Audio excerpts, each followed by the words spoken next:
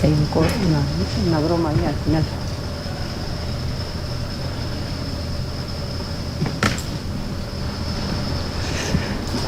Muy buenas tardes. Mi nombre es Carlota Álvarez Basso. Soy la... Good afternoon. I'm the director of the Festival Films by Women in Madrid. For us, it is essential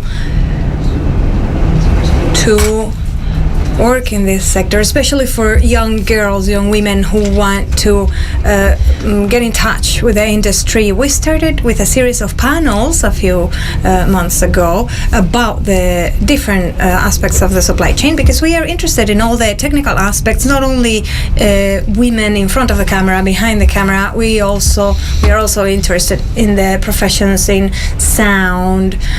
One year we focused on music composers, for example, and we've had all these sessions here in Fundación Telefónica, a very dear institution for us. We are very grateful for this collaboration. Fundación Telefónica, and especially this space, this venue, Espacio Fundación Telefónica, very special for us. Also in this case, we've organized movie viewings and different venues, movies from 30 different countries. We tried for the festival to be diverse as possible, and also the cultural scene in Madrid. We also collaborate with Madrid 8TV. They are showing some of our films in the festival. And that will be all. I just want to thank you all for being here with us, and I want to present the program that we will have here today. Isabel Herguera, the animator, artist and director, will show this project here in the festival. She will tell us a little bit about how she made the film, and then we will have a discussion between her and another artist, very important artist here in Spain. I wanted to tell you an anecdote about Isabel, because it to explain my admiration for her work. In the year 1996, we were invited by the Cultural Ministry. It's a personal anecdote, but it's really special for me. We were invited for a cooperation project in Cuba. I was working for the Reina Sofia Museum for a photography exhibition, and they asked me to propose a workshop in a school in Sanatorio Los Baños in Cuba, and I proposed a workshop about her work. And so we both went there to Cuba in 1996, and we arrived in San Antonio de los Baños, and they had nothing at all to prepare to organize a workshop.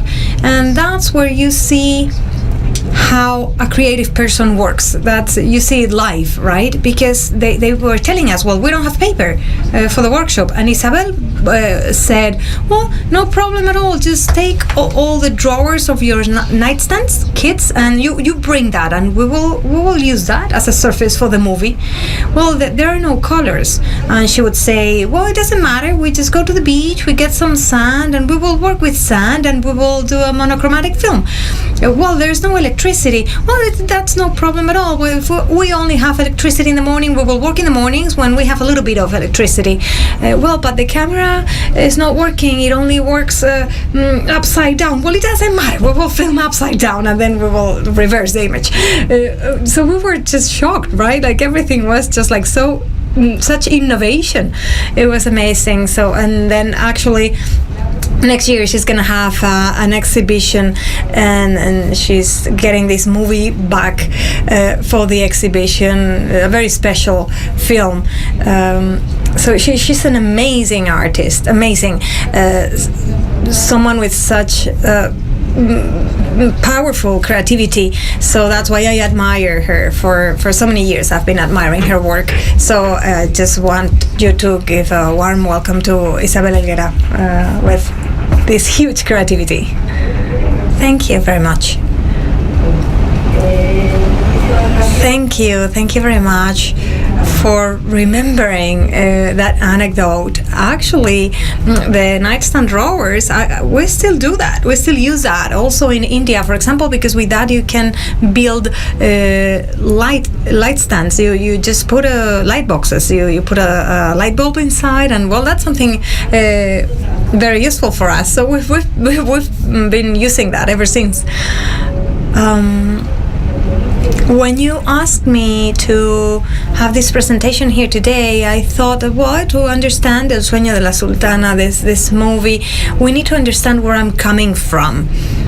So that's why the presentation is going to be 35-40 minutes, right? And I'm going to tell you a little bit about where I'm coming from, so you can understand why this film, so you can understand the approach of this movie.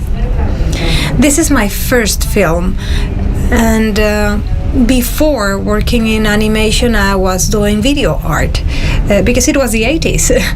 And I remember that I had an installation in Bilbao, and it ran for the Donosti Film Festival when they had those video sessions, and I met Guadalupe Echevarria there.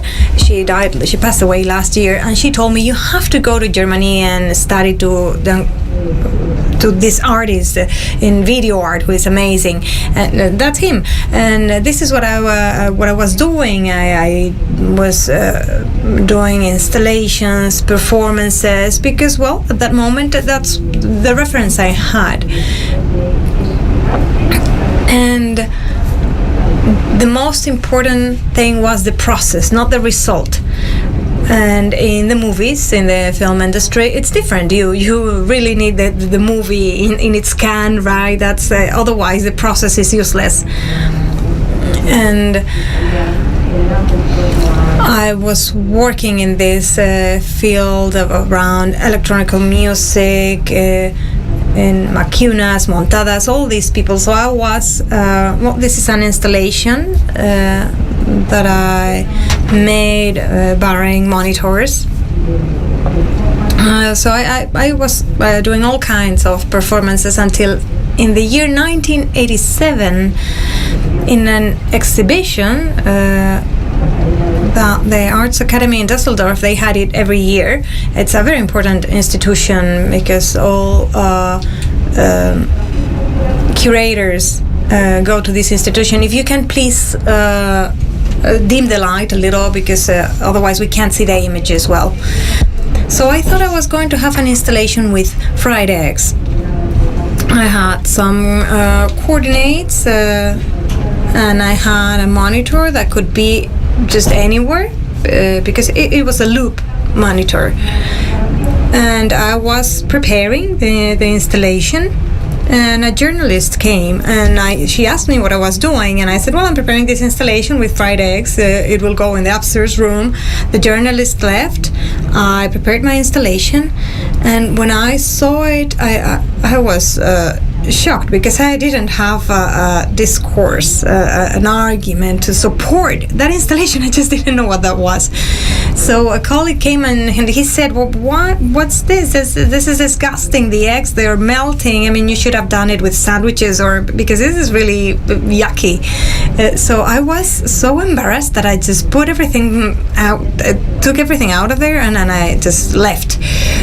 And then they described, the day after, they described the exhibition that year as Fried Eggs and Democracy. So everybody ran there to see the installation, and the installation wasn't there anymore. I was just hiding at home, like so embarrassed. In a way, I had done something that not even me, I didn't even understand it myself. It didn't have like an idea, reasoning. So, but then I was at my dorm, my student's dorm, and he told me, if you want, you can help me with an animation workshop that I'm organizing for kids. And that's where everything started. I remember that we used to play with the kids, we prepared puppets, and then in the evening we would go to the place where he had his animation stand, and we filmed the material. And for me, it was an amazing discovery, because I realized that it was my natural tool, the natural tool for me to express all my ideas. Like I was just getting one idea after the other. I felt sure about what I was doing, and ever since then I've been working in animation, but always with that background where I know that it's also important, the process is also important, the experimentation in the process is also important. This is a picture of last year when we were still producing El Sueño de la Sultana. And for all these years, and even before getting to this moment, to this film, I've been doing short films. I've worked with different directors from whom I've learned a lot. I directed an animation film festival that also helped me in getting familiar to what was happening in animation back in those years. I was coordinating a movement in Artelecu. I also helped a lot of people, and I learned a lot from all of them. And in a way, this movie is the result of all these experiences together. In 2005, after finishing La Gallina Ciega, a short film that I did, I decided to travel around the world. I had no money, so I offered my services in organizing workshops in exchange for food and housing. And so I went to this place where I knew they had an animation section, and I told them if I could stay there with them, I would organize a workshop, an animation workshop. Well, they said yes, and it's the first time I traveled to India, and that changed my life. And what were we doing in that school? Well, we produced a short film, starting with the sound. It's what I did in Cuba. I evaluated the sound, and we started from there. In India, we did the same, but at the same time, we were drawing. Every morning, I would go out and just start drawing, and I hadn't been drawing at all since I was an art student. And what I liked about that is that, in a way, you get agile. You more and more agile. So drawing becomes like automatic handwriting, where you're barely thinking what you're doing. And it's also a great exercise to get to know movement, because that's what animation is about, right? You need to assess movement through drawing through the pictures. I also was recording the sounds. I took pictures, but I essentially drew every day. And when I look at these drawings, I remember exactly the atmosphere, the smell, what I was eating, what I was drinking. I was drinking tea, for example, when I was drawing these, or the noise, all the sounds, the noise around me. So this was all an exercise to capture atmospheres in my drawings. And all these is transferred to, or translates into, my next short film, Amar, and the next short film, which is based in my notebooks, and the little anecdotes that I then use to build stories. All those little anecdotes are the ones that make it believable. And now I was remembering, for example, this is an anecdote they told me about bamboo forests. They all die in 60 years, and right before dying, they bloom.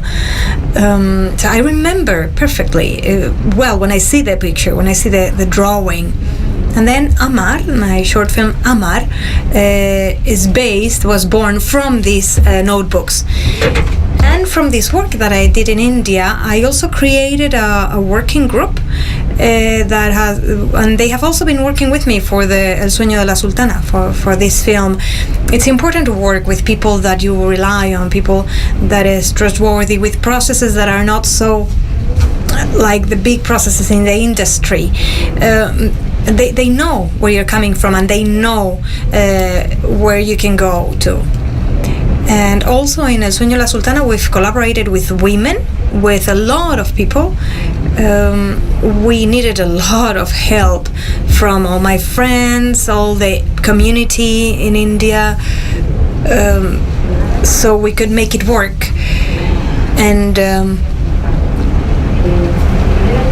my first experience in a collaborative project was with kids. They were 8 patients in a clinic, and I spent 3 months with them. We were drawing, we painted, we did wall paints, and we created Bajo la Almohada. And after Bajo la Almohada, this was a collaboration project. I wasn't using my drawings, but other people's drawings. And I ran into this book, Sultana's Dream. I found this book in a bookstore, and it said Feminist Utopia, written by Begum Roquera Hussein.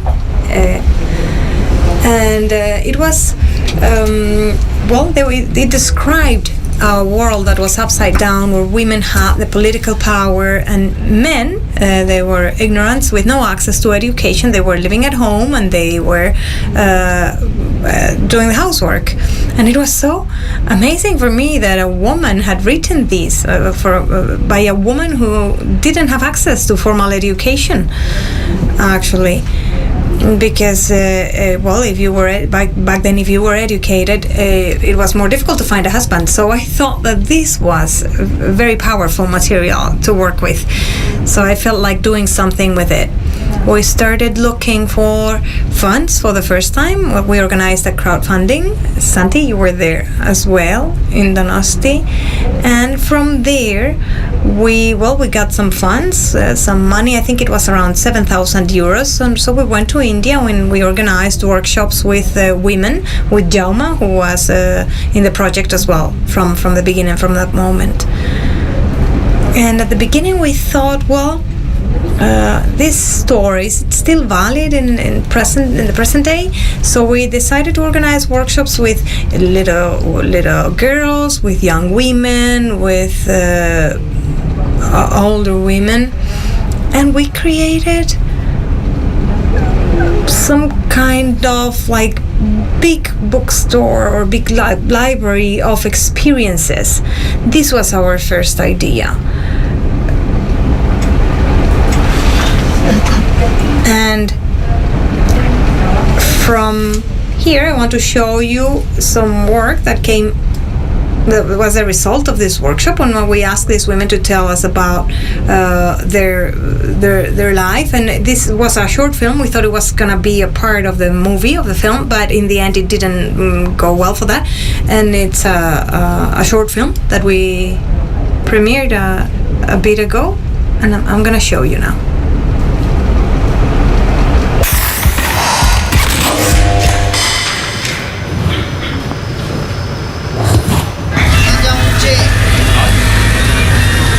Hace algunos años hice un taller de dibujo con un grupo de mujeres en Ahmedabad, al norte de la India.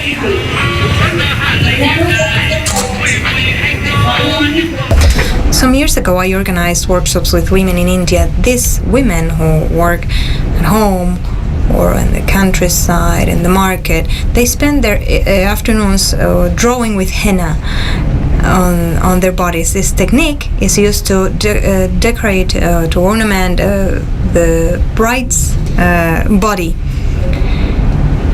It is a celebration organized only with women. Older women teach during this experience the bride about their experience in life.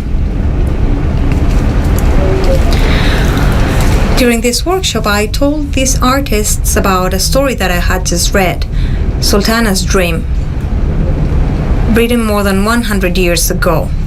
A feminist utopia telling about an upside-down world where the roles of women and men are the opposite to the ones we know.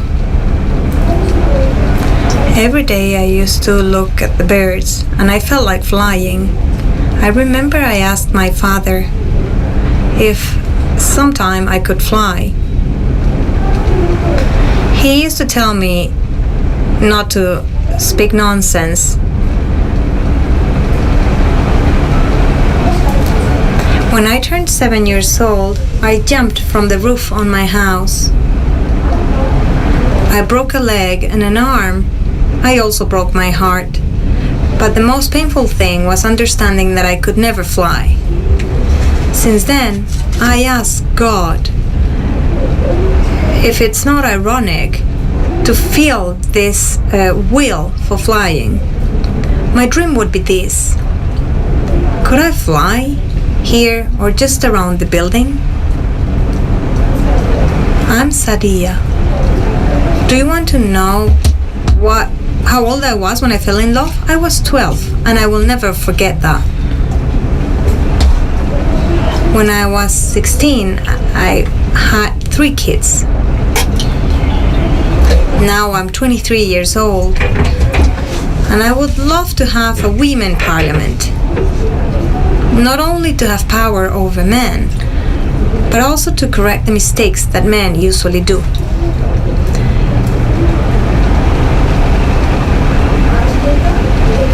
Getting the power from politicians and priests and give it to housewives and women in general, things would be much better like that.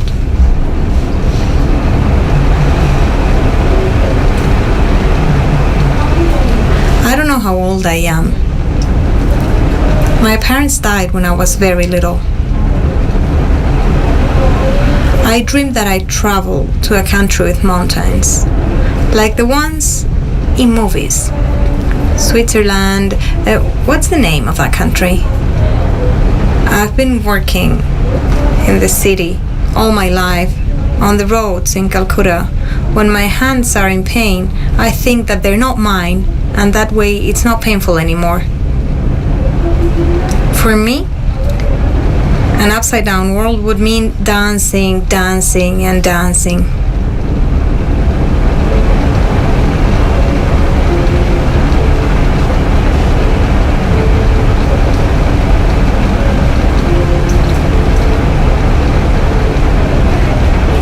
My name is Samira. Don't mistake it with my cousin's name. I'm the rebel in the family. I'm not a sweet girl. Don't impose your ideas on me. I have the right. Would have me. I say I want to have one that wants someone to have. I want be his to have and to hold. The serfs, servants, slaves. I'm looking for someone that's looking for someone that looks around. Eyes and mind open wide to think and decide for myself. Enough is enough with your male chauvinist guff. Much as you huff and heave, you've lost it, you're past it. A relic of another century. You're a has-been that has been and will be no more. Debris of a world defeated. You think beating woman means winning respect. But good night and bad luck, cause now it's game over. There's something rotten in the state of patriarchy. A buttered chauvinist pig carcass. Daddy, I kiss who I want.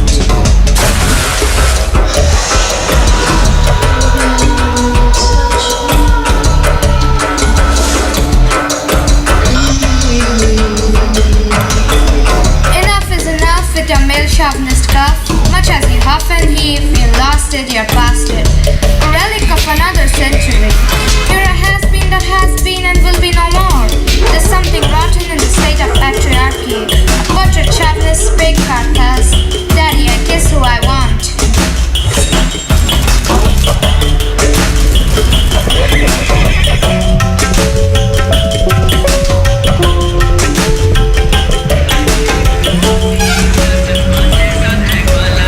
En estos relatos me veo a mí misma.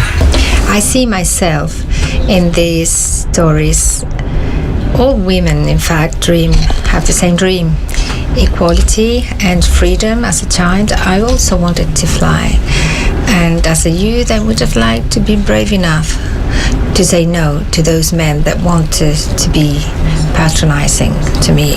And I do hope that this parliament that Sanya dreams of can be capable of creating a more just world. But there is a long way ahead of us.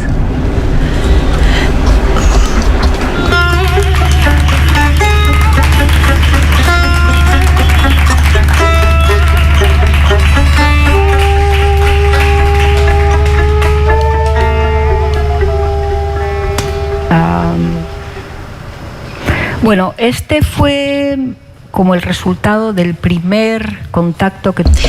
This was the result of the first contact we had with these women. And this is what led us to believe that we could work somehow from the temporary tattoo. These women are used to draw on the skin, on the body, and we looked at how we could adapt the same technique to the papers. Not necessarily using the national paste they use, maybe using more polyester in it, and see how we could give animation to these elements. So we resolved all that, and with this film we realized that we were able to do it. Sorry. When we are asked how much time it took to make this film, from the time we found the book until the premiere a month ago, there's been a span of almost 10 years, for many reasons. First of all, because the pre-production was slow. Also because at the beginning we had it clear that we wanted to do something around the country of women, around the figure of Rokeya Hossein, but we did not quite know how to create a framework in which all these pieces could work out. So the thing that took longest was to assemble all this jigsaw puzzle, and then the financing was quite hard to obtain. This is why I say that it was my first long film, an author movie, using techniques that were not so industrial in the procedure. But in the next piece I'm going to show, I will roughly explain the production process. 5 minutes. It all began when I found the book, Sultana streaming in a bookshop of Ahmedabad in India. As soon as I knew of the book and of the author, I decided it would be my next project. This book is a classical title of feminist literature, where the author presents Ladyland, a place where women are in charge of politics, of the government, of finance, and men stay at home looking after the home. The story was first published in the Indian Ladies Magazine of Madras in 1995. The author, Begum Rokeya Hossain, was an activist who founded the first school for girls in Bengala, because she was convinced that it would only be through education that women could be emancipated. At the beginning, we held workshops around the Sultana stream with different groups of people in order to see the value of the story.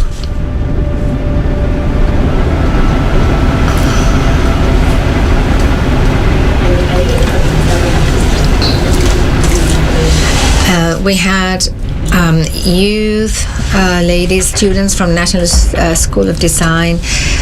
They participated in the workshops among other groups, and this allowed us to see the interpretation of the story and see how this country of women would be received by the public. So we conducted some interviews in order to see some key aspects and in order to understand the need to actually carry out this work.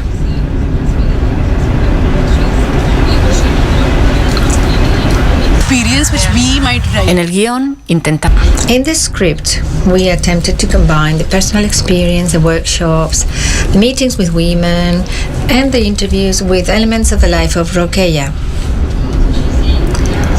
It was November in 1913. It was a Sunday evening. Sriman Murad came. Sriman means Mr. Murad. El argumento de la película es el siguiente.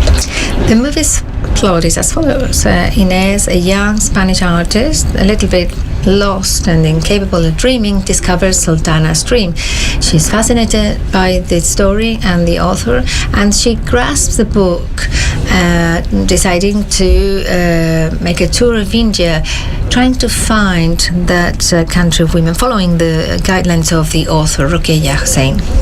Inés's journey is actually the common thread that brings together all the parts, defining the atmospheres of the time in which the plot takes place. We've used 3 different techniques. The style of Inés's journey is in 2 dimensions, inspired by ink drawings. They represent the point of view of Inés, an artist in quest of a story.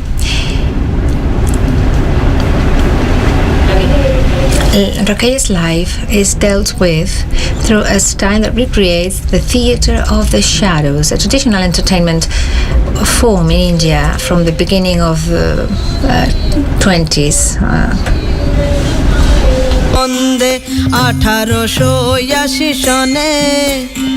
তখন ছিল British Bharat রোকেয়ার পরিবার মুসলমান জমিদার ছেলে যাবে স্কুলে Ladyland está inspirada. Ladyland is inspired on the designs created by a group of artists of temporal tattoo. This has a symbolic value, since the Mehndi art is a very widespread tradition in India, consisting of decorating the body of bride with henna and other ornations the eve of her wedding.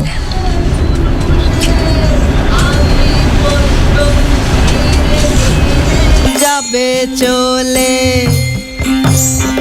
ছোট মেয়ে রোকেয়া দেখে শুনে দুনিয়া মনে মনে ভাবে কেন কেন এমন হবে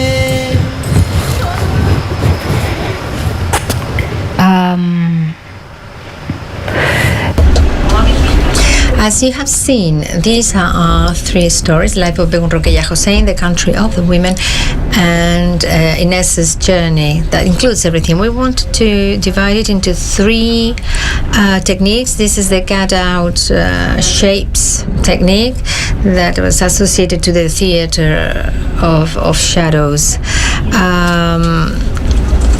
We did the small boxes in watercolors, and then we started to define the characters. We knew that Begun Roqueya Hossein would always wear a turquoise color sari with white dots, and then we translated this into the character of the puppets.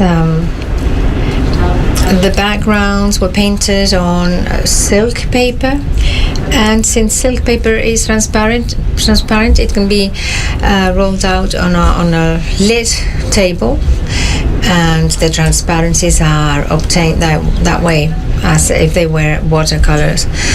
We use the little branches that you can see throughout the movie, and all the backgrounds that come from real places. They are documented as this is, for example, the building of the Keoi school, still in existence, still standing in Calcutta.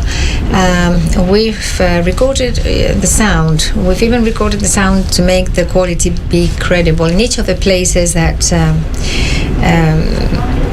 are included in the movie.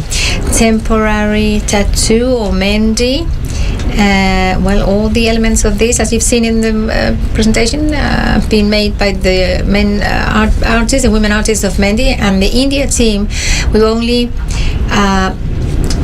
created the images from the elements that we had. Some of them, for example, one had a missing head. Well, you can obtain that virtually or with Photoshop. So all the elements come from these women of India. The storyboard is created by Reggie Dype. I've worked with him in some movies, like in Under the Pillow.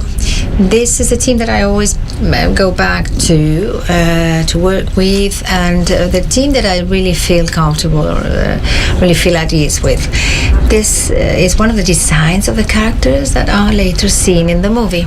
And just so you have an idea of the size, just look at these tiles here, and this is making up the wall of this building at the back. So a lot of reconstruction work has been done from the elements that we were given at the beginning.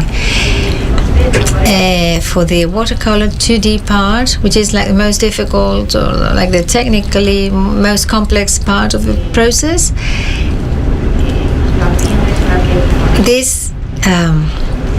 this is 54 minutes as well, so this needed to be more adapted to an industrial process. We worked with a bigger group of people in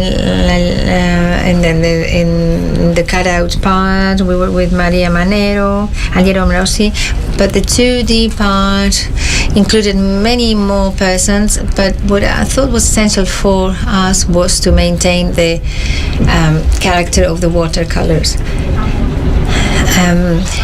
We started by defining the characters from the watercolor, and this is in order to avoid the exactness of the drawing. The drawings are more exact, define things much more, but watercolors are a more organic means, at least to me, and they were providing a richer atmosphere than pencils. So this is why the first designs of the characters are always done in watercolors in order to reconstruct the atmosphere. Once we have the atmosphere, once we have the feeling that we are inside a painting, then we can transfer this to pencil and we can begin the animation. This is a scene of the movie. This is the first animation done in 2017. This animation is a visual script on a timeline, and from this moment we pass this to the animators and they give the animation. In this case we're adding the sound because the sound will also give us the main key feature, whether it has continuity, whether it works exactly as a scene. We truly, with Gemma, we worked on the script in different ways, with different tools. We worked on the script proper, we worked with the images at the same time, we worked on the sound. Very often it was the script that gave us the key elements of the image, but often it was a storyboard that was translated into words. Same with sound. It's organically grown in that it was not a means overlaying another means. We just worked with whatever we felt comfortable with in order to recreate the story in the end.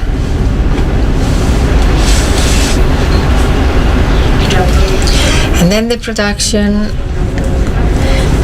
We started the production 1 month before the pandemic, and by then we'd already formed a production team for the financing with Chelo Loureiro from Avalo, Mariano Barratek from Gato Verde, Ivan Millambres from Unico, Flavian and Fleck, the German colleagues that came in last. We did not have any experience for long movies, so we needed people guiding us, and this was done thanks to Chelo and Mariano, mainly them.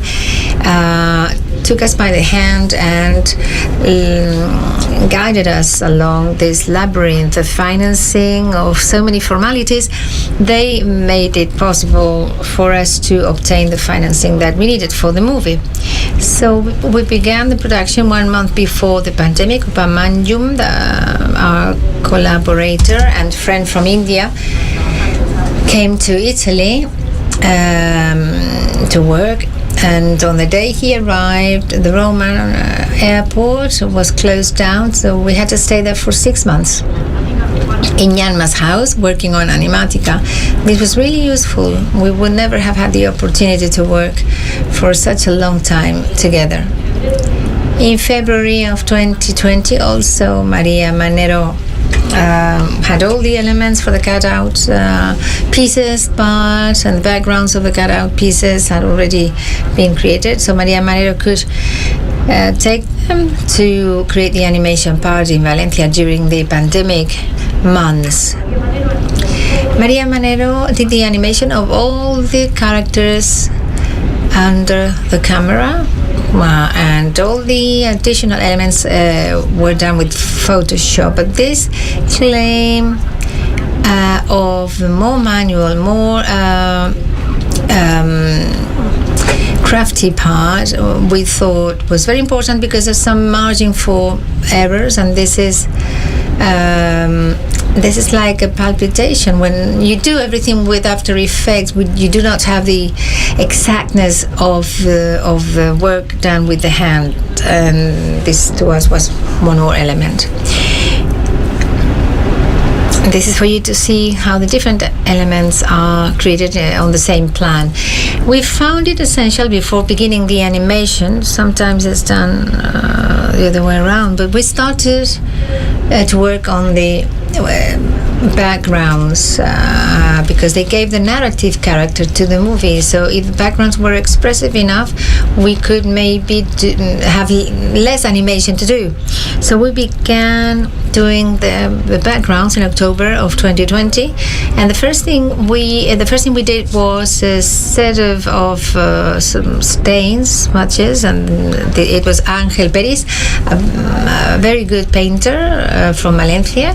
He had just arrived from China, where he had done a master's course on inks. So we created a list, a catalog of stains, and these and many more stains are the ones that we've used for the background of the movie. We've also created a library of plants. You will see them everywhere. These are real plants. I think this is a mimosa. These are the little trees that you see throughout the movie. They are photographed plants. This is one of our first backgrounds. The stains we've seen, plus the plans, plus all the characters we've seen in the bookshop, and then the elements that are specific to this scene. All these elements that are zoomed out. And then the use of the trees, I'll show them in animation so that you have an idea of what they are. Una vez que teníamos los fondos hechos, la primera... Once we had the backgrounds, the first set of backgrounds, we had like 600 on the first block, and then we started producing the animation. And we did that in Almendralejo, in Estudios Globe, in Almendralejo, the same people that had worked with Buñuel. And we found the ideal partners for these because we didn't have our homework. We had done some work, but as we understood, but not all the homework that you need to do for the industrial process. We didn't have the characters Bible, we didn't have a production plan, a comprehensive plan. We had some parts of the animatic, but not the whole thing. And so with all these things, we went to Globe, and after analyzing all the material, they trusted us, and it was a great relationship, and we are really grateful for this collaboration. And this is so you can see how you get from the animatic to the animation. And with its first recorded example of a man telling a woman to shut up. I'm thinking of a particular moment. Vale. Y para la parte del Mendy, el mismo... And for the Mendy, we worked with the same team as Under the Pillow, Amar. They are the ones who worked with all the animation of this country of women. We needed some more resources, so we hired these women again, these artists in Mendy, who created the other elements, the new elements that we needed. Here you can also see how we are animating these characters, just like the cutout puppets that Maria Manero was doing. In this case, instead of using the camera, we use After Effects. And in the end, we also collaborated with two great people. For me, for us, they've been essential during these years. Paul Preciado, who had some lectures in Donosti in 2015 about utopias, if I remember well. We were already working on the script, and I met him, and for me it was the opportunity to give myself the opportunity to really see an upside down world. And after reading all his work during the pandemic, we wrote some of the dialogues. We contacted him, and he gave his okay. We sent someone to his place, and they recorded the dialogues. And the same happened with Mary Bird. For me, she discovered me the classic world. I met her, and I told her how grateful I was for everything that I was doing, and then her book was published, also the lectures, and we asked her if we could use that material, and she authorized for that, and so they've both been very generous. And then Masumi Bowen, a poet, musician, who composed all the lyrics of the song, and it was recorded in Bengala with the piece of music. And this is the production team. I don't know if there's someone missing. I think we have everybody. And that will be all. Tomorrow you will be able to see the movie. We'll have the screening here tomorrow. Jaume and Chelo will be here to present the film. And that's it. Thank you very much. Tomorrow at 9:30 in the Berlanga venue in Sky, you will be able to see this film. Carlo and Chelo will be here with you. Well, he did everything. Absolute partner in this film production. And I wanted to say something. I think it's very interesting how diverse is the choreography in this movie. You have the Basque Country, a team in Galicia, then also the people in Almendralejo. So this is how you have to work. It's like people are all over the territory, and it's really amazing, I think, that you've been working with people all over the country and all over the world. And well, Remas, it's media who offer their help. I don't know if there's anyone from Eurimas, but so that was for the previous short film. No, the short film, it doesn't have Eurimas either. Well, I don't know, I think I saw something. In any case, I give the floor to Chelo Loureiro, the producer of the film. Thank you very much.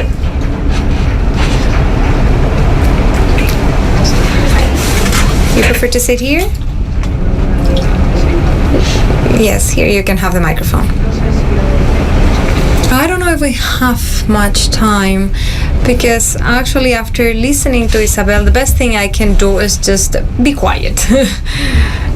I think that every time I listen to her or to Jauma, I always say I'm so lucky to be working with people like them. I am the producer because I joined this project back when a producer they contacted told them to get rid of the feminist word. But to tell you the truth, when Isabel started with this project, the Spain we had was not the Spain we have nowadays. The Me Too movement has changed all countries, and ours has changed a lot. But it was like that. The word feminism was a pain. People would run away from it, and of course, no one wanted, no TV channel, no production company would be interested in the project if the word was there. I would have liked to be an art student. That's what I would have liked to do. I couldn't do it because I was living in Ferrol because of my family situation. There was not an art school in Ferrol. So I was good at math, and my dad told him, well, you need to be independent. So study something that will be able that you can live on. And so I studied, I had some technical studies, and I started working in shipbuilding, in the shipbuilding industry. And that's when I became a feminist. I was young, but I realized that I belong to a family where women have their voice, their power. We do our own things, but I realized that the rest of the world was different. I spent some years working in different industries, different sectors. Then I arrived in the film industry. It's true that after working in the shipbuilding industry, I opened an art gallery, and I worked with many artists, and I realized that I didn't have the talent to be an artist myself, but I did have the talent, the necessary talent to help other artists in their careers. So being able to help other artists in living on their art. And when I met Isabel, I was fascinated because you've seen it. Her work is amazing, and I was certain that it was going to be difficult. Not only because of the story, they still didn't have the story. You were talking even about a documentary back then, if you remember. But I knew that we had to do that film. I knew it. So we started our journey there. I didn't tell them about the negative answers that I received because, well, that's what a producer does. You just keep that for yourself, and what you need to do is you need to try to keep the spirit up. And well, fortunately, Isabel was not. This was not her source of income, so she could live on her work and then spend time and energy in this her special project. And then, well, when the first thing that anyone asks you when you present a project is, like the protocol things, like when am I going to have the movie? How much is it gonna cost? So many things that I couldn't say anything about. I could lie, but I didn't have the information. But I knew because I knew that the movie had to be done because I have that intuition. I work with artists, but you cannot tell an artist the film has to be done by this date. You cannot tell them that because, well, maybe it's possible, but maybe it's not. Everything is depends on the inspiration, on the process, on doing and doing. And I know that artists are never satisfied with the result. So Isa and Jama, every time they see the movie, they're gonna suffer seeing the little things that they don't like, and that's how incredible the human brain is. Because instead of seeing all the art, the huge work, no, they're gonna see all these little things that they don't like. So I knew that I couldn't say a date, a specific date, all those things that they were asking me about. And I still, people in the industry, they don't understand the animation art. They are not aware that the artists in animation movies, their scripts, it's drawings. They don't write words. They have their drawings. It's different from a fiction script. Because, well, the storyboard is what they write. That's the script of an animation movie, a storyboard. So with what we had, nobody could imagine the final result. So it was difficult to gather all the people, to get the team together. I convinced Mariano because he's a friend, and I remember I told him, Isa and Jama, they are people to be protected because we don't have more people who can still do this because it's very difficult. You have to just dedicate yourself in a task like this. It's too demanding. So only people like them who are so generous with their time, only people like them will be willing to do something like this. So we got the team together, we got people on board, and then they abandoned because, well, maybe they hadn't understood the process or maybe other aspects of the project. But at the end of the day, the important thing is that I was certain that the movie was going to be done, that we would get the funds at some point, probably at the end, which is like what happened when you could already see some parts of the film, right? And so those people could say, well, I like what I see, right? So the important thing is that the film is there, that it's a delicious piece of film, and you will show it in Tokyo as well, and, well, still many places where you are going to screen the movie. In Donosti, in the first festival where it was opened, we got 2 awards, the best script and the Ibiza award for Basque films. Then we were in Hamburg and then in Leipzig, and I don't know. No, there we didn't get anything. But we're still showing the film in other festivals. It's been selected for many festivals.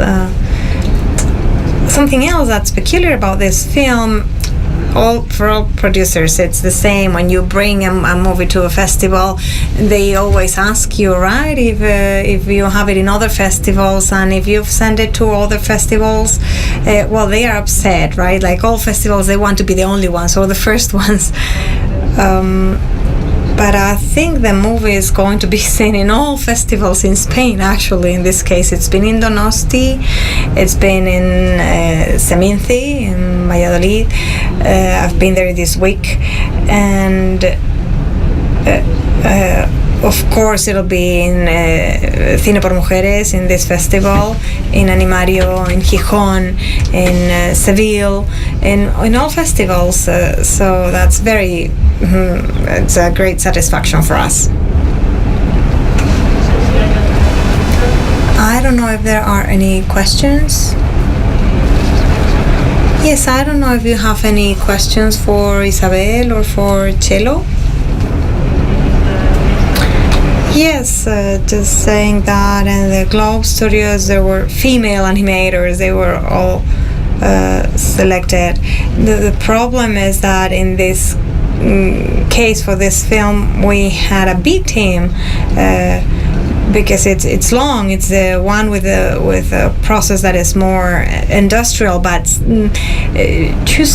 recruiting that team was not easy because we wanted to be loyal to the author, to Isabel's codes. So Isabel did this audition for the team. Most of them are women. We have the president of MIA, the Association of Women in Animation, always there for us, always supporting our film. So thank you very much. Thank you. We are very lucky to be able to see how a movie like this is done. Those 35 minutes, I want more. It was very striking for me to see how the backgrounds, all the drawings that you have on one hand, I saw it and I'm like, I really feel like watching the movie. I wish they were showing it right now. And also about the workshops that you've organized around the world. Are you still doing that? And for example, are you maybe organizing that in Spain? Is it possible to attend those workshops? Or I don't know, maybe... Well, that's what I live on. I live on teaching. I'm a teacher. That's what I do. I teach. And right now, workshops we've been called for Bangladesh. And well, yes, whenever there is an opportunity, I organize workshops. But I'm a teacher on a regular basis now. So workshops are something extraordinary that I do when I can. Yes, bear in mind that Isabel is a teacher. She's a professor in the university in Germany, and so it's difficult for her to be here as well and be teaching as well.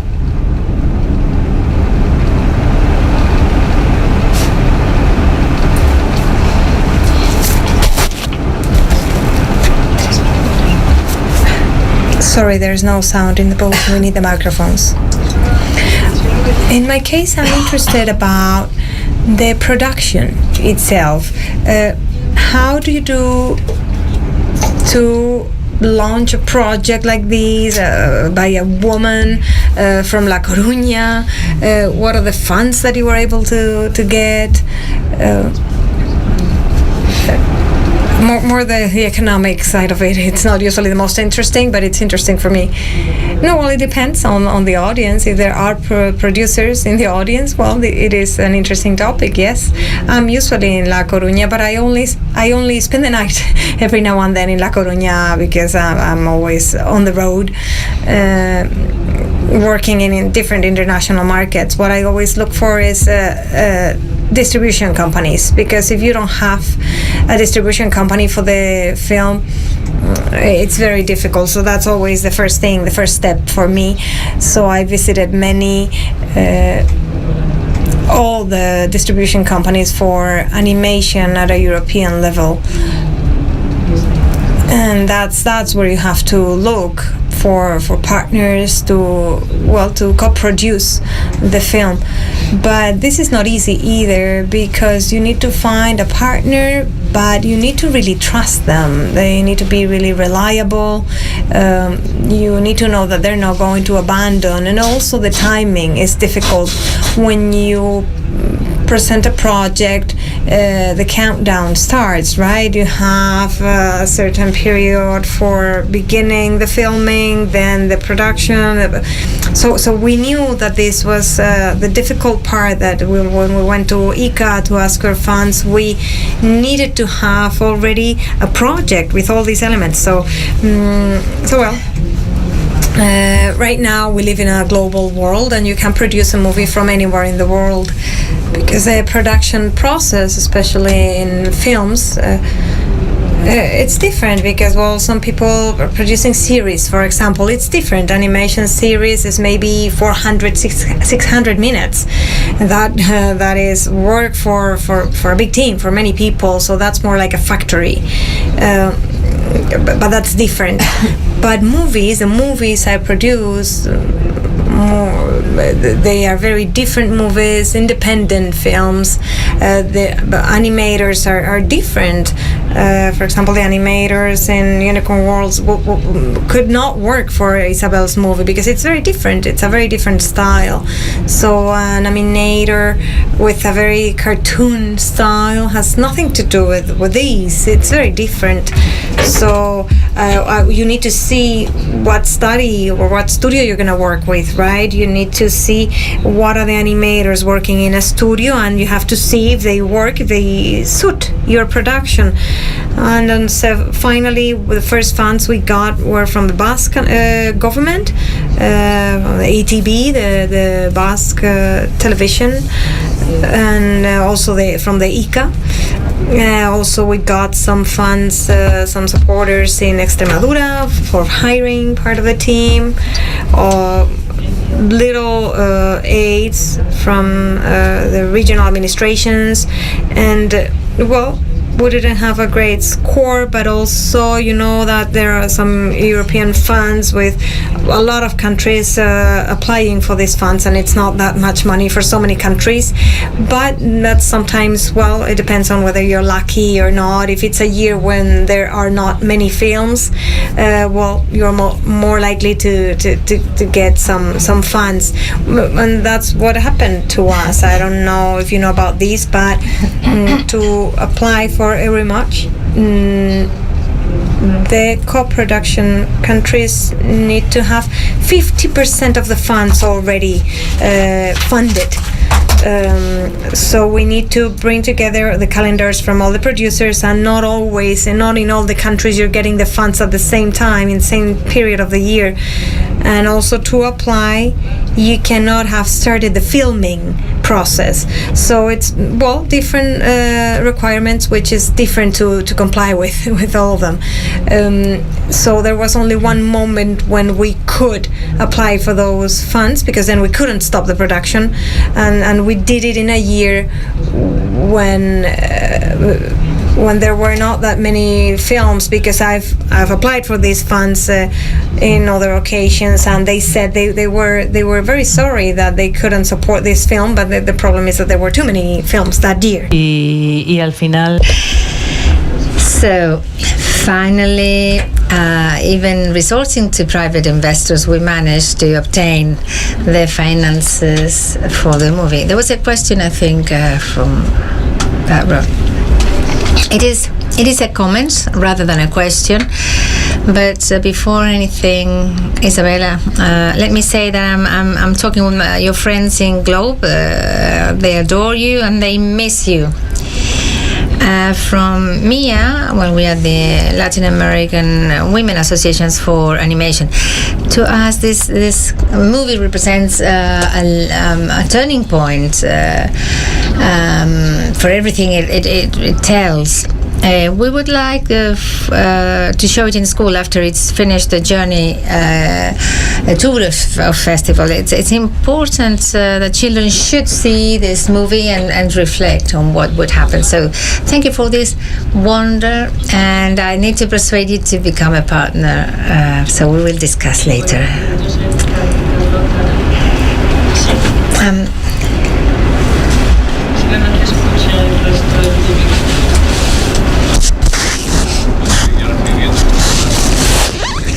I can almost view the film without having seen it, since there is such an extraordinary sensitiveness in the movie, just overflooding all the different practices of the industrial movies. It really has nothing to do with what is meant to be industrial movies. It is a crafty process. A process that includes personal implications, emotional implications, collective implications that go beyond the pace of any industrial product. In itself, this is admirable. But when you said that it would be a good idea to show it in schools, yes, it would be a great thing. I wish we could do that, but schools are not there to do absolutely everything. It's impossible. So how is it going to be distributed? Because the length is not conventional either for a long movie.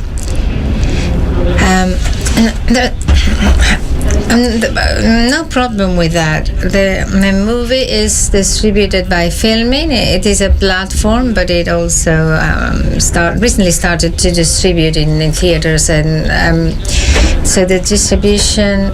It is actually the exhibiting companies that decide what their program is going to be, and this is quite a tragedy in Spain, because it is the American industry that takes over everything, and of course they're the best selling movies, and they demand a share of viewers that only leaves a few little windows for our independent movies. So you have slots like at 4 p.m. It makes it impossible for people working to go and see these movies. The premiere is on the 17th of November, as you know.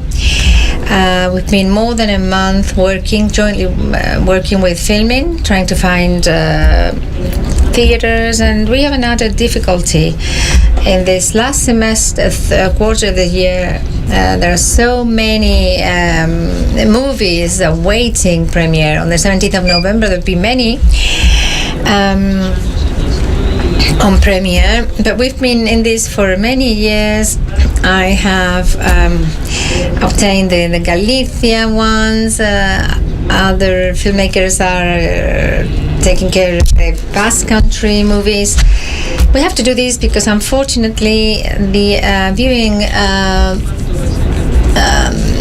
companies do not really see the movies. They just ask you how much you are going to invest, and they just don't give. They don't give these movies the opportunity that they should be giving to them. It will then go to platforms like Filmin, hopefully many others, and of course it will have an international journey through festivals, many of course, and I do hope that from the first moment our intention was for the movie to reach the youngest population. We've also created some didactic guidelines in case they want to use it in the classrooms,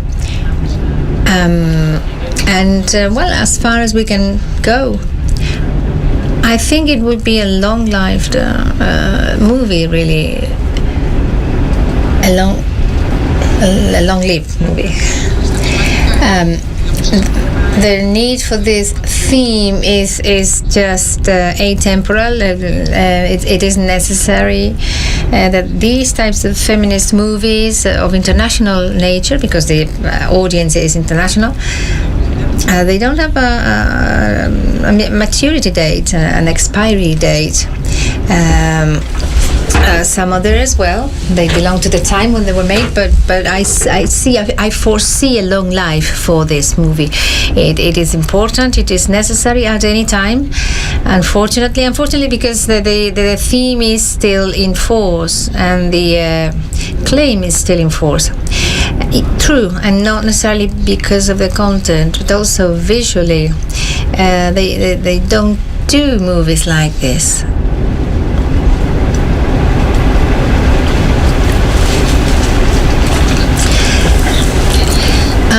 I would like to ask a question that brings together some curiosity that I've always had as a viewer and the financing.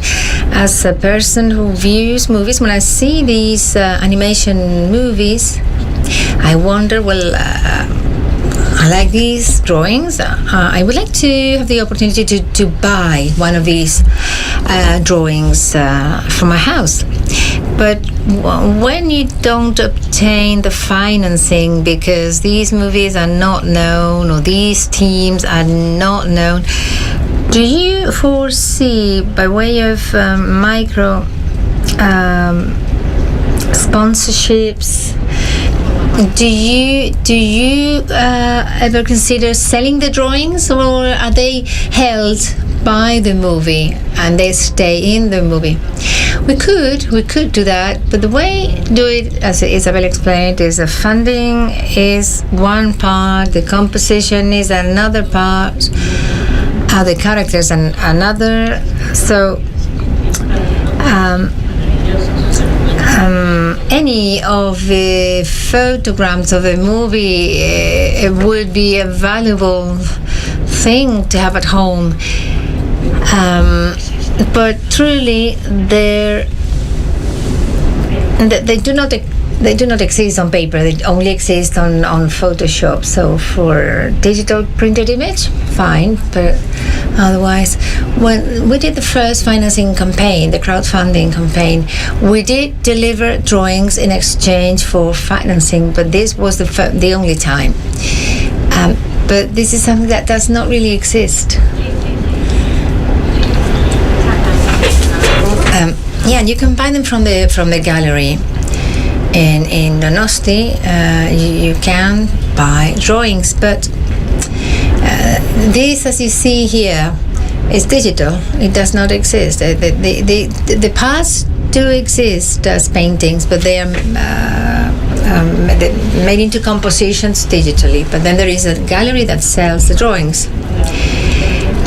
Everything is separate. In the composition, all the layers are put together. There are photograms with large numbers of layers. I've worked in movies with over 30 layers, so imagine all that is stuck together, renderized.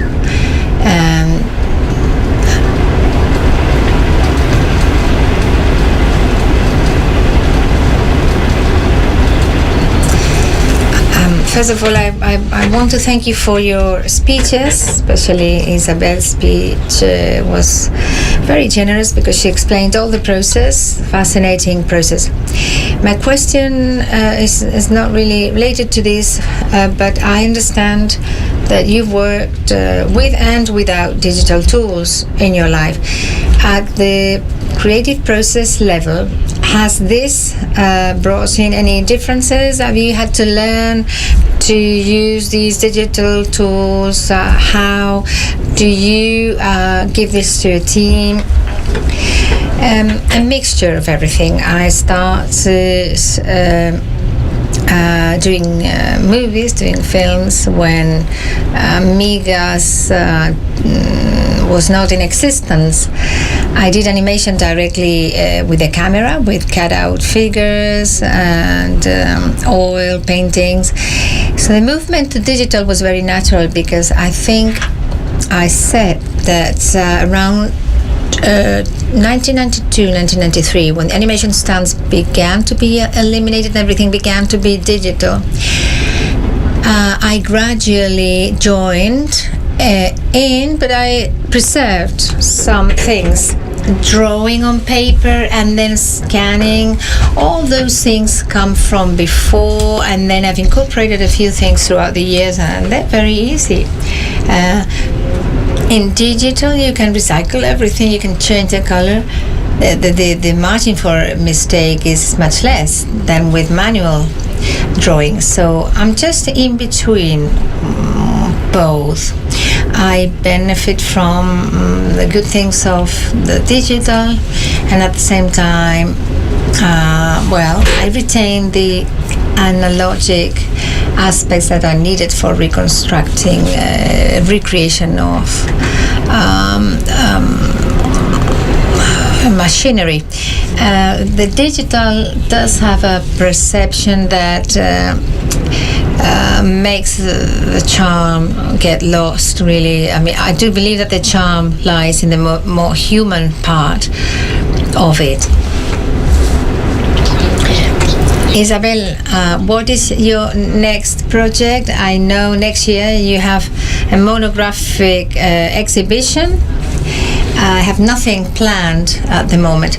There are things that are a little bit unfinished and that I would like to develop, but this has been so exhausting that it is like some kind of urging element.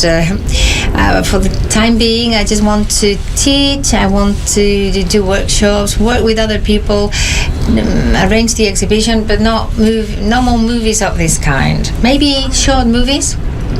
Yeah, for short movies, yes, I'm fine, but long movies, it's too much, really. No more long movies for now. If there are no more questions, we can stop the session here and take a short break before this next session on the results analysis and the balance of the incentives to the incorporation of women into the audiovisual industry in Spain and in Europe. We need to verify if all these quotas have yielded good results. Oh, this is unquestionable. Oh, yes, but we do need indicators and experts like Enrico. They will give us the Eurimas figures and they will let us know. So we await you here at 7:30 for this balance table. Thanks very much. Voy a aprovechar para beber. Esta no sé si era tuya. ¿Era tuya? Esta era la mía.